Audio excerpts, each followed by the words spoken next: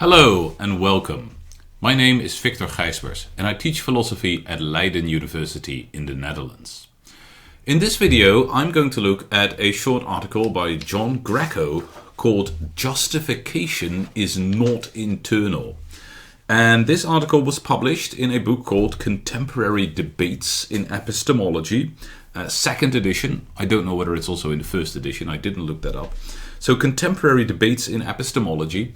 And the way that this book is set up is that there's always an article for something and then an article against something, or the other way around. And in this case, John Greco's article, Justification is Not Internal, is paired with Richard Feldman's article called, well, surprise, surprise, Justification is Internal. And so this is going to be a relatively short video, but it has a companion video. So first, John Greco, Justification is Not Internal, and then the companion video, Richard Feldman, Justification is Internal. So, these two articles are part of a debate that is called the internalism versus externalism debate. And that's a very big debate in epistemology, but it's also a debate that is a little bit hard to pin down. And we're actually going to see already some of the hardness of pinning it down in Greco's article, and then maybe even more so when we check out Feldman's article. But very roughly, the idea is that there are certain epistemic evaluations, like maybe whether somebody is justified in believing something, for which it makes sense to ask whether that evaluation is purely internal or whether it's external. Now, to be purely internal means that only things that are accessible to the subject himself or herself are relevant. So if I say that justification is internal, what I mean is something like this. I mean that whether you are justified in believing something depends only on things that have to do with, what you can know, what you are aware of. So the evidence that you actually have right now, and the arguments that you can actually grasp right now, I mean, that's the only thing that's relevant to determine whether you are justified in believing something. And an externalist might say something else, might say that justification is not internal, or might say that justification is just not really relevant in epistemology, but something external is relevant, and so on and so forth. Okay, so here is how what Greco says about internalism. He says quite soon in the article that internalism is a strong thesis, a rather strong thesis, in the sense that it says that epistemic status is entirely a function of internal factors. By contrast, the denial of internalism is a relatively weak thesis. Externalism in epistemology holds that some factors that are relevant to epistemic status are not internal to the believer's perspective. Well, that's one way of putting things, but I think it might be a little bit misleading, right? So if I say that justification is purely internal, that's the internalist statement.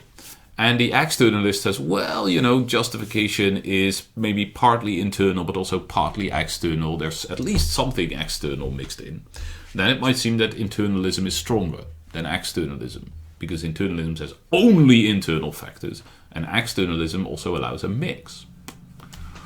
On the other hand, if we look at something like knowledge, right, the internalist is completely fine in claiming that knowledge might have certain external conditions baked in. For instance, truth, but maybe also other things like well-foundedness. I'm not going to go into that now. Might turn up in the Feldman article, if I recall correctly. So the internalist, yes, says that something is purely internal, but the internalist is allowed to sort of point at a very specific thing that they think is only internal, is purely internal. So I don't know. I wouldn't be sort of caught saying here that internalism or externalism is more is a stronger or harder to defend idea. The next thing that Greco does is Greco makes a distinction between two kinds of evaluation: subjective and objective. So from an objective point of view, he says, we can ask whether there is a good fit between the person's cognitive powers and the world.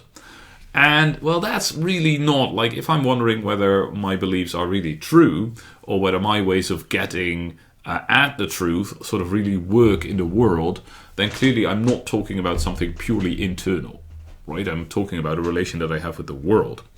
So, if we are to be internalists, what we ought to be interested in is this sort of more subjective way of evaluating things. And that might, for instance, be something like whether I am justified in believing something, right? And that's why we're going to see that justification takes the center in this article. So here is Greco's definition of internalism. It's on page 327. Greco writes, whether a belief B is subjectively appropriate, so that's the subjectivity comes in there, whether a belief B is subjectively appropriate for a person S is entirely a matter of factors that are internal to S's perspective. So whether a belief is subjectively internal depends only on things that are internal to you, that is, things that are accessible to you, that you have access to, that you can always know about. Okay. So, the next thing is that Greco is going to talk about 3 motivations for internalism. But really, Greco is going to turn all of those motivations sort of on their head and argue that they actually, that when we think it through, we actually have reasons to reject internalism. And I should add that Greco is willing to defend a very strong version of externalism. He is going to claim that there is nothing interesting in epistemology that is purely internal. So he's going to claim not just that justification is not internal, he's going to claim that there's nothing that is both purely internal and something that's of real interest in epistemology. Okay, let's see how that works. So here's the first thing. The first motivation for internalism is the idea that epistemic justification is just epistemic responsibility. And so when we say that somebody is justified in believing something, what we say is that they are blameless. Right? That they didn't sort of do anything wrong, like from their own point of view. You can't blame them for anything. Well, whether you can't blame somebody for things that are not under their control. So purely external factors would seem to be sort of out. Right? Only internal factors can be relevant to whether you can blame me or not. Because if it's not internal, I had no access to it, and then how was I supposed to respond to it? And so the internalist is going to say, well, justification is a matter of being blameless. Whether you're blameless depends only on things that you had control over. You only have control over things that are internal to your perspective. That's the only things that you could reasonably be, asked to weigh, for instance, when you weigh your evidence. And so, justification is internal. Well, Greco will have none of that. And what is going to be important for him here and also later on is the idea that you can be blamed for things that you did in the past. And you can, in fact, like something that you have now, a belief that you have now could be blameworthy because of something that you did in the past, even if you no longer have access to that, right? Even if you completely forgot about what you did in the past. So here's not Greco's example, but my example. Suppose that you were once at a party and somebody, like as a joke, told a story about how Karl Marx, like the philosopher Karl Marx, was originally the 5th of the 5 Marx brothers. There were only 4 Marx brothers, they're American comics. He was originally the 5th of the Marx brothers, but he wasn't funny enough. And so he stopped doing comedy and turned to philosophy. And, when that story was told, you knew perfectly well that it was a joke. But it somehow stuck with you anyway, right? And now you find yourself believing, Karl Marx started out as a comic. But then, he wasn't funny enough, right? That's just something that got lodged in your brain. And now you actually believe that Karl Marx started out as a comedian. I think that's the right English word, right? As a comedian. I think a comic is a strip. As a comedian. And but he wasn't funny enough. Maybe you've even forgotten the Marx brothers. That would sort of tip you off that it was wrong. But this idea that Karl Marx tried to make it as a comedian, that's what you believe. And so you no longer have access to this original party scene. You forgot all about it. Right? You don't have access to that. Still, your belief seems to be blameworthy. Right? I mean, you did something wrong back then. Right? You should have filed this as a funny joke, but you mentally filed it as a truth. I mean, that's not something that you should have done. And so Greco says, well, in these kinds of cases, and you can construct all kinds of cases like this, where you did something wrong in the past, well, you are still now sort of not blameless, even though you don't have access to what you did in the past. And so being blameless is not a purely internal matter. It also has to do with a past that is no longer purely internal, that maybe is no longer accessible to you at all. Clearly, Greco is sort of making an assumption about what counts as internal, right? I mean, what counts as internal is like now. It's sort of the time slice now. It's not about what used to be internal at some point, right? The internality is not me in my entire history. And I think an internalist could resist Greco's argument on those grounds, but okay, it would require a specific understanding of what is internal to resist this kind of example. Okay. The second argument, the second reason for believing in internalism that Greco talks about is that we might have the idea that like believers have like justification, right? If two believers have the same internal state and they believe the same thing, then surely they're both equally justified. No, says Greco, just think about those memory examples I just told you. Right? One person may have gotten to believe in a perfectly good way, another person got it through this weird way, like they made a mistake, but they no longer remember it. They could now have the same internal state, and then still one of them is justified and the other is not. So it's really the same counter-argument. Finally, the third reason that somebody might prefer internalism is, and this is a bit weird, is because externalism makes it too easy to defeat the skeptic. You rarely hear people complain about things being too easy, but here we are in philosophy, so okay. So the idea would be something like this. If I say, well, knowledge just requires, it doesn't require sort of that I know that I'm in touch with the external world. It just requires that I am in touch with the external world. Well, if you say that, then most skeptical arguments against the external world no longer apply. Because those arguments are going to argue that you can't know whether you are in touch with the external world. But then the externalist can say, well, I have knowledge of the external world if I am in contact with the external world. I don't need to know that. I don't need to be able to prove it. Or at least I don't need to have like purely internal reasons for believing that. Well, that's cheap, maybe. Right? You could think, well, that's a cheap way of getting rid of skepticism. You don't really answer the skeptic. And so the good thing about internalism is that you can, try to answer the skeptic on their own terms. And Greco's counter-argument, is that you can't answer the skeptic on their own terms. Once you embrace internalism, the skeptic wins. And the idea is something like this, right? If I think that I should know from purely internal reasons that the external world really exists. Well, I can't really know from purely internal reasons that the external world really exists, right? Because I'm sort of locked up in this internality. And so, the skeptic wins. It's a little bit more involved, right? Greco works this out in a lot more detail than I'm doing now, but you can get the basic gist of the argument. Well, whether that's right is something else. I mean, I think Kant might have something to say about this, for instance. But that's the idea. It's that, okay, the internalist might boast that they can answer the skeptic on their own ground, but the externalist might say, no. Once you step onto the ground of the skeptic, which is internalism, you've already lost. So that's at least the suggestion here.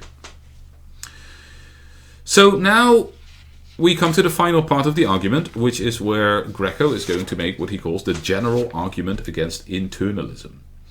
And so the general idea here is this. If we think about somebody and we want to sort of know whether what they've done is the right thing, sort of whether it's an epistemically good thing to have done, when we want to evaluate their epistemic state, clearly external factors play a role. right? Clearly it plays a role, like what they did in the past. It plays a role whether they have a good connection to their environment. It plays a role whether what they believe is true, and so on and so forth. Now Greco says, sure, for each of these external factors, there are situations where we might want to abstract from them for a moment. So, for instance, if we have knowledge, which has to be true, we might want to abstract for a moment from truth and say, okay, but let's evaluate it like while ignoring whether it's true or false. And now we get something like the idea of, well, is it justified? Right? Is this still a justified belief, yes or no? And maybe there are also situations where we might want to abstract from the past and wonder about whether something is right now in a good situation to know something or to have a belief about something, or something like that. But Greco says, well, why would we ever want to abstract away from all of these external factors, right? Ending up with something that we might want to call, I don't know, he has a term for it, something like weak blamelessness or something like that. I don't have it ready at the moment. Why would we, like, that would be like, at this very moment, there's nothing internal to your perspectives that shows you that you shouldn't believe it. And he says, well, why would we ever be interested in that? Right? I mean, that doesn't seem to be a very interesting category in epistemology. And okay, he adds, whether something is interesting is a bit subjective, it's hard to argue about, but at the very least, the internalist seems to have their work cut out for them to show that there's anything relevant about this sort of very weak notion of weak blamelessness. I mean, who cares about that? Right? Who cares about whether right now, in some subject, in their perspective, there's something that would defeat their belief, that would have them, that would make them give up, that would make it irrational for them to hold on to disbelief. Who cares about that? And so, Greco concludes there's really nothing like really interesting in epistemology for which a internalist analysis, like the claim that external factors play no role, is right. And I find this very hard to believe. And I find this very hard to believe because I think that this idea of whether there's something inside the subject right now that would make it irrational for them to hold on to their belief, that's something that we're super interested in, like all the time. Because it's the only thing that we can really do when we're doing first-person evaluation, right? When I'm not thinking about your beliefs, but when I'm thinking about my beliefs, when I'm thinking about what I should believe, well, this purely internal thing is precisely what I'm supposed to be interested in, right? It's the only thing I have. So I think Greco's article can really only be understood from the perspective of a certain project in epistemology. And the project is to develop a third-person account of epistemic states. Right? So you have an account of epistemic states where you look at people and you can say, well, they have knowledge, they are justified, their belief is well-founded, their belief is this or that, they are blameless. Okay. That's a fine project. But it seems to me also a fine project to have a first-person project, right? To try to become a better knower, to have better beliefs. And it seems to me that internalist conceptions are sort of the only thing you have when you're doing first-person epistemology. And so I would definitely have liked to hear more about that. Okay, but we will look next at an article that argues for the opposite conclusion, which is John Feldman's article, Justification is Internal.